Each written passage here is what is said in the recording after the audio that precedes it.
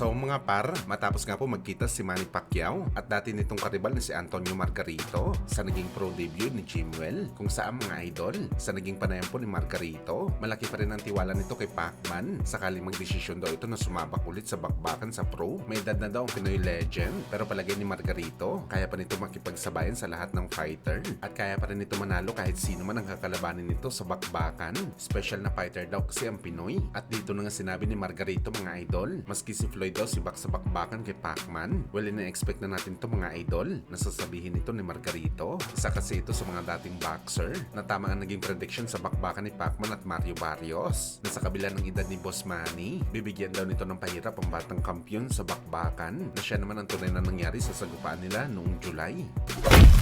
Samantala matapos nga po baklasin ng WBC si Terence Crawford bilang kampiyon nila sa Super Middleweight Division dahil bigo daw si Crawford na magbayad ng sanctioning fee sa WBC matapos ito manalo sa laban kay Canelo, kung saan mga idol buwelta naman ni Crawford sa naging issue nito sa WBC President. Wala daw siya pakialam sa ginawa ng WBC, tanggalin na daw nila ang titulo dahil wala naman daw ito pakinabang. Ang daring magazine title belt daw ang importante sa lahat ng titulo dahil libre ito mga idol at mahal pa. Well, para sa atin mga idol, mali talagang ginawa ni Crawford dahil bago pala maikasa ang laban nila ni Canelo sa undisputed fight, pumayag na ito sa terms ng WBC na magbayad ito ng sanctioning fees. Responsibilidad niya ito sa WBC bilang kampiyon, pero gayon pa man mga idol, hindi pa rin natin mai-deny na mayroon talaga malalim na motibo ang WBC sa pagtanggal kay Crawford bilang champion. Tiyanta natin mga idol, pumapabor lahat ito kay Canelo. Sa mga hindi po kasi nakakaalam mga idol, dikit ang presidente ng WBC kay Canelo, gagawin nila lahat para maging kampiyon ulit si Canelo ng WBC. Posible ang plano mga idol, ibigay ang WBC title sa mananalo kay Shiraz at Tim Bailey, at kung sino ang maging WBC champion, ipapasago pa ito kay Canelo. Nagumpisa ito mga idol dahil nagdemand si Crawford na ayaw nito labanan si Canelo kung hindi $100 million ang kanyang kikitain sa bakbakan.